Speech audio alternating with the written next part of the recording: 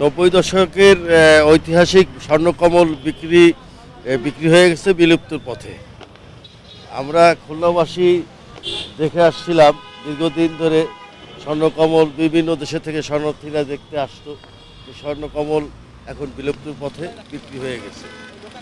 এটা যে কিনছে সে এখন তার দখলে চলে যাচ্ছে।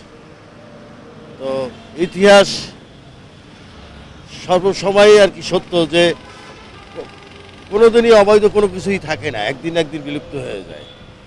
তো আমরা সেটাই দেখলাম যে শেষ পর্যন্ত তার অনিচ্ছা ধরেই রাখতে পারলো না। তার এই স্বর্ণকমলটুকু তার ইতিহাসের সাক্ষী, সেটা তারা রাখতেই পারলো না, চলেই গেল মানুষের হাতে।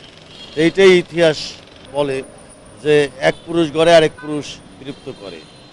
তারা রাখা উচিত ছিল, তার বাপের এই স্মৃতিটুকু রাখা উচিত ছিল। তাদেরও আরও ঢাকায় ছিল, এখানে ছিল, ওখানে ছিল, সবই বিক্রি করে ফেলছে। তা আস্তে আস্তে এটা থাকবে। এটা সারা খুলনাবাসীর আমাদের একটা ছিল যে সারা বাংলাদেশ থেকে বিভিন্ন পর্যায়ে শরণার্থীরা দেখতে আসতো এই স্বর্ণকমলটুকু। তো সেইটা তারা রাখলো না। তারা জানি না এত টাকার কেন সংকট পড়লো যে তারা এই স্বর্ণকমলের ঐতিহাসিকদের ইতিহাসটুকু তারা বিক্রি করে শেষ পর্যন্ত দেওয়া লাগবে। আসলে আমরা তাকে চিনি মানে কুখ্যাত হিসাবে, কিন্তু যদিও কুখ্যাত, আমাদের এই যে একটা স্থাপনা ছিল এটা আসলে দৃষ্টিনন্দন ছিল। আমার কর্মক্ষেত্র এখানেই, আসা যাওয়ার পথে আমি অনেকবার দেখি, ভালো লাগে। আমি না শুধু, আমার খুলনাবাসী অবশ্যই তারাও ব্যথিত যে এরকম একটা প্রতিষ্ঠান এখান থেকে তুলে দেওয়া হচ্ছে। আর সবচেয়ে বড় কথা যেটা মিডিয়ার মাধ্যমে দেখলাম, যেখানে বহুতল একটা ভবন তৈরি হবে, কিন্তু এটা আমাদের কাছে একটা ঐতিহ্য। বহুতল তো অনেকভাবে আর্টিফিশিয়ালি অনেকভাবে হয়, কিন্তু তিনতলা বিশিষ্ট যে বাড়িটা ছিল আমাদের কাছে আসলেই অনেক ভালো লাগতো, দেখে ভালো লাগতো। আর প্রথম খারাপ লাগা যেটা, সেটা হচ্ছে স্বর্ণকমলের নাম ফলকটা যেদিন তুলে দেওয়া হলো সেদিন থেকে আসলে খারাপ লাগাটা কাজ করতেছে। তো ধন্যবাদ। আমরা পাইকেসা থেকে এসেছি ডাক্তার দেখানোর উদ্দেশ্যে। তা আমার এই দুই ভাইয়ের মেয়ে, ওরা বললো যে এরশাদ শিকদারের বাড়ি নাকি পাশে আছে। তাই আমরা আসলাম ওদের দেখানোর জন্য যে এরশাদ শিকদারের বাড়িটা এই দেখার জন্য আসছে। জাস্ট সময় একটু সামনে আছে, সেই জন্য ওদের একটু দেখাতে নিয়ে আসছে এই বাড়িটা। এসে বাড়িটা কেমন যেন একটা অবহেলিত বাড়ি বলে মনে হচ্ছে এটা আর কি। হ্যাঁ, ভাঙা হচ্ছে, বাড়িটা ভাঙা হচ্ছে, জরাজীর্ণ মতো মনে হচ্ছে বাড়িটা। দেখলাম এ পাশে তো ভাঙা ছিল না, এখন এসে দেখলাম ভাঙাটা।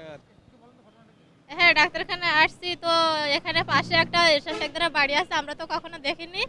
তো ওইটা মনে করেন ডাক্তার আসবে 1:30টায়, এখন আমরা এক্সট্রা টাইমে এটা এখানে দেখতে আসছি।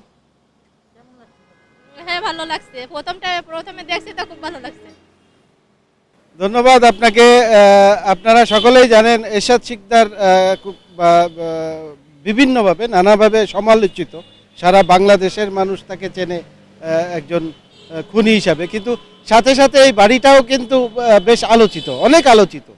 এই বাড়িটা সম্প্রতি ভেঙে ফেলা হচ্ছে। আমরা তাদের পরিবার সূত্রে যেটা জানতে পেরেছি যে তার এখানে মোট 10 কাঠা জমি আছে। তার স্ত্রী খোদেজার যে অংশটা 5 কাঠা জমি, সেই জমিটা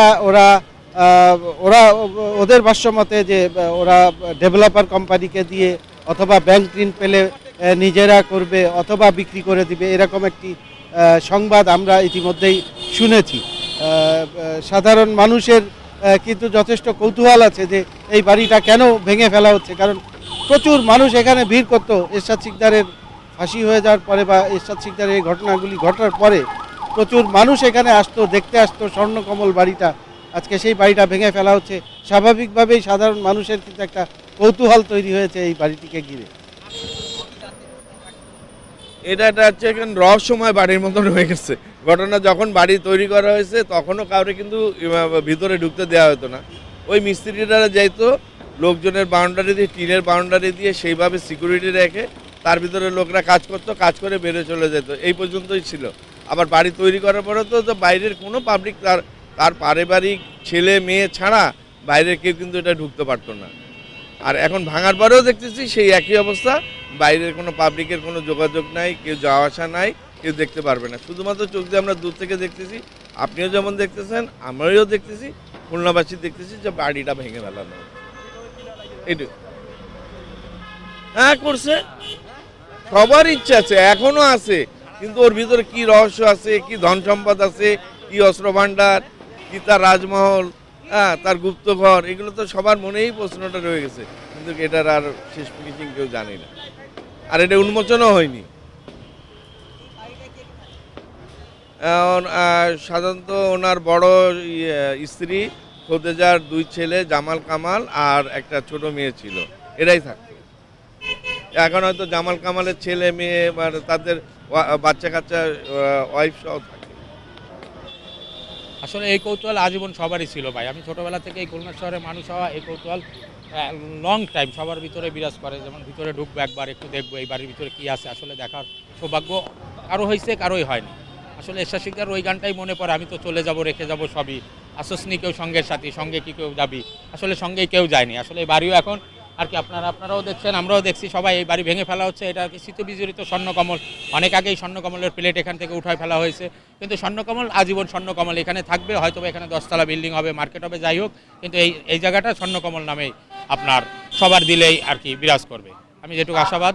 আর আমি ধন্যবাদ জানাই সময় টিভিকে এই সুন্দর এই সময়টুকু দেওয়ার জন্য এবং এই বাড়িটার আর কি শেষ কীর্তি আর কি সবার কাছে তুলে ধরার জন্য। ধন্যবাদ সবাইকে।